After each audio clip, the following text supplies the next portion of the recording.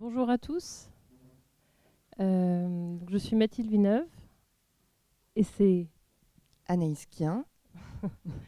merci d'être là aujourd'hui. Merci beaucoup à Sandrine Moreau, directrice de la terrasse, de nous avoir invités pour cette journée. Quand Sandrine m'a invitée pour participer à son projet autour de mai 68, j'avoue que j'ai eu un premier moment de retrait parce que je me suis dit, mais moi je ne suis pas historienne, je ne me sentais pas forcément légitime à parler de mai 68, mais quand j'ai compris qu'il ne s'agissait pas tant de parler de mai 68, mais peut-être depuis, ou ce que ça m'évoquait, et de voir dans l'art ce que je pouvais aussi, moi, en tirer, voilà, j'ai finalement accepté l'invitation avec grand plaisir. Et je me disais que malgré tout, il y a pas tellement le fait de vouloir commémorer non plus qui m'intéressait, mais que ça évoquait des choses qu'on pouvait toujours, qui étaient toujours actuelles, que c'était, ça restait, en tout cas pour moi, et peut-être de manière fantasmée, on verra, on décryptera mieux les choses au fur et à mesure de la journée, mais un réservoir, en tout cas, d'idées, d'énergie, que ça pouvait représenter un potentiel de soulèvement, que c'était plein de désirs de retournement d'un système en place, que c'était, ça pouvait être l'occasion de tisser des réseaux, que ça avait été l'occasion de tisser des réseaux transversaux, qu'en tout cas c'était le lieu, a priori, d'une prise de conscience politique. Et ce réservoir, ça allait sûrement parmi plein d'autres depuis, et encore à venir, j'espère. Donc cette journée, c'est finalement l'occasion de mettre en commun des réflexions menées et par les artistes et par des chercheurs, notamment des historiens. Euh, et ce que j'avais envie de tirer, finalement, c'était les questions qui, moi, pouvaient m'intéresser, sachant que mai 68 était a priori plutôt une révolte menée par une grande majorité d'hommes. Je me posais la question aussi des enjeux féministes depuis 68. Et, suite à quoi j'ai voulu inviter des artistes qui travaillaient ces questions-là. Alors notamment Pauline Simon, qui est chorégraphe et qui mène depuis un certain temps des recherches sur l'histoire de la contraception ou la non-histoire de la contraception masculine. Et elle vous en parlera au cours de la journée. Il y a aussi deux chercheuses, Aminata Labor et Louise Bulléon-Kayser, qui, Aminata aussi depuis quelque temps, qui est chercheuse en danse à Paris 8, travaille la représentation et la place du corps féminin dans les manifestations. Alors, notamment, elle s'est intéressée aux manifestations qui ont eu lieu pendant la loi travail, contre la loi travail. Pauline Le Boulba, qui est aussi une jeune chorégraphe, chercheuse, qui fabrique depuis 2012 des performances et des objets, des essais, des poèmes, des chansons, des performances chorégraphiques, comme des réponses à des réponses critiques à d'autres œuvres. Et en l'occurrence, là, aujourd'hui, ce qu'elle va vous présenter ce soir, hein, ça sera la dernière performance de la journée, elle revisite une pièce d'Alain Buffard qui met en scène une figure trouble féminine de Heidi.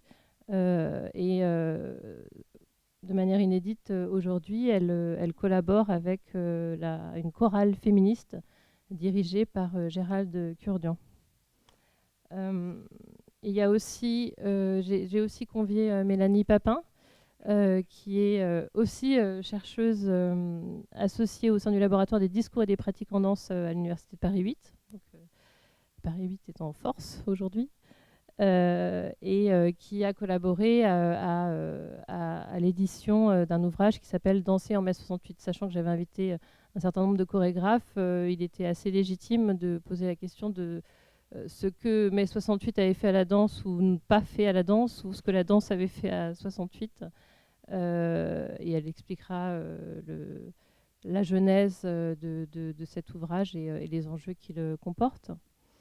Barbara Manzetti et le groupe Resté étranger, Barbara qui est aussi chorégraphe, qui, depuis combien de temps, Barbara? Ça fait 1 an, 1 an et demi, a monté un groupe à la fois de soutien, de vie, de travail, avec beaucoup de monde, mais notamment des réfugiés, demandeurs d'asile. Et ça prend les émanations sont assez variées, mais il y a notamment un site qui existe et des performances ou des lectures qui sont données. Elle en présentera une tout à l'heure aussi, qui sont le résultat d'écriture collective, parce qu'il y a une manière de créer. Rester étranger, ça pourrait être presque caractérisé comme un lieu d'hospitalité qui fait rentrer dans un pays par la langue. Donc il y a cette volonté de rentrer dans la langue de l'autre de manière aussi réciproque. Enfin,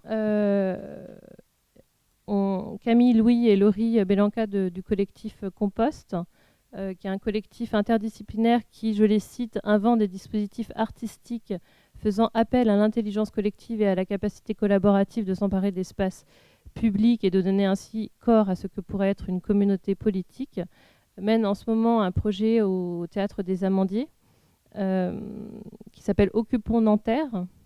Et elles ont créé une radio qui collecte un certain nombre de témoignages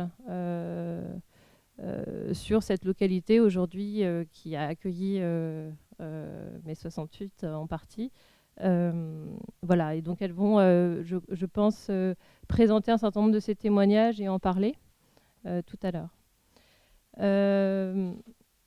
Voilà, après, justement parce que il me semblait intéressant de pouvoir imaginer modestement en tout cas aujourd'hui, des alliances possibles entre ces territoires de travail pris en charge à la fois par des chorégraphes, artistes ou chercheurs en danse, avec des historiens qui sont plus particulièrement spécialisés, qui ont œuvré à défricher aussi les enjeux de 68 et depuis. Il me semblait opportun d'inviter Anaïs Kian, à qui je vais céder la parole. Merci. Est-ce que mon micro marche? Oui, ok. D'accord. Merci Mathilde de m'avoir invitée à participer à ce moment. Alors, en préparant cette journée, d'abord j'ai beaucoup parlé de ma mère. Beaucoup. Vous allez comprendre pourquoi. Mais surtout avec Mathilde, quand on s'est vu il y a quelques semaines pour préparer ce moment-là d'introduction générale, on a un peu cassé la gueule de mai 68. On s'est dit qu'en fait, mai 68, c'était rien. Parce qu'on se disait que s'il y avait tant de filles, finalement, à Nanterre en mars 68, c'était pas mai 68 qui avait créé ça. C'était cette après-guerre, c'était le baby-boom. Enfin bref, on pouvait, comme ça, par tout un tas d'arguments, démonter le fait que mai 68 n'était qu'un événement et pas grand-chose d'autre. Voilà. On était bien avancé une fois qu'on s'était dit ça. Mais être à Nanterre, pour moi, aujourd'hui, c'est assez émouvant parce que pour moi, ça fait partie c'est un lieu de mémoire de ma famille. Ma mère et ma tante et pas mal de ceux qui sont devenus leurs amis après, ils vivaient dans la cité universitaire de Nanterre en 68. Ma mère était en philo pour ensuite devenir psychologue. Ça se faisait comme ça à ce moment-là. Là, on pourrait s'attendre à un récit totalement épique de pavés lancés ou reçus, d'amour romantique parce que révolutionnaire parce que romantique, et à une mémoire d'un moment inoubliable dont le souvenir a été entretenu et activement transmise à sa fille, moi. Eh bien, pas du tout. Pas du tout. Ça s'est pas du tout passé comme ça. Moi, j'ai adoré mai 68, mais un peu sans ma mère. Un jour, j'ai compris vaguement ce que c'était que mai 68 au lycée. Et j'ai réalisé aussi que ma mère y était dès le départ, puisque sa chambre avait été squattée par les garçons dans la fameuse nuit de mars 68. Et puis comme ça, au détour d'une conversation, et probablement parce qu'il passait à la télévision, j'apprends que Cohn-Bendit avait fait partie de ceux qui avaient squatté la chambre de ma mère. Donc là, j'étais un peu au comble de l'excitation, donc je lui demande Alors, il ressemblait à quoi? C'était mon nouveau héros, Cohn-Bendit. Et là, elle me répond, il était gros et roux.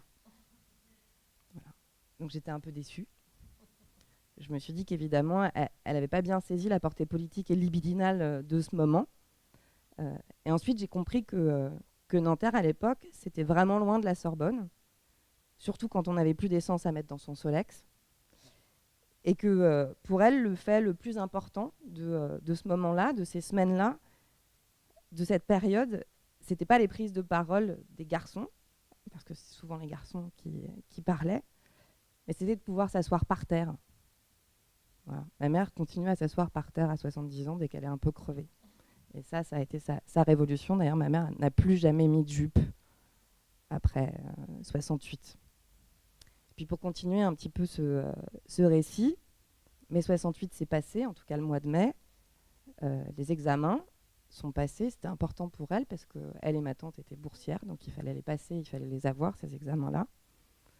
Et puis pendant l'été, elle est partie en vacances avec ses parents à Lourdes pour fêter l'achat de sa première voiture.